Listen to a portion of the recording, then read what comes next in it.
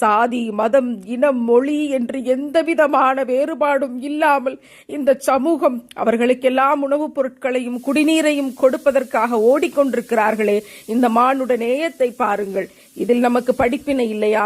இதில் நமக்கு அத்தாட்சி இல்லையா? சமூகமே, விழித்துக்குள். எதை நோக்கி ஓடிக்கொண்டிருக்கிறாய்?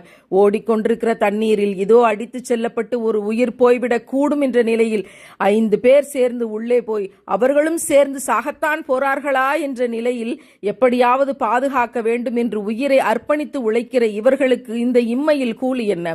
இந்த இம்மையில் இவர்கள் எதை அடைந்துவிட முடியும்?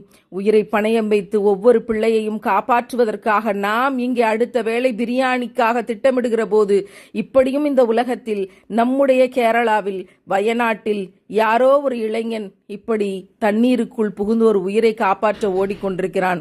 இப்படியே போனால் நாளைக்கு இந்த பூமியில் தங்கம் இருக்கலாம்.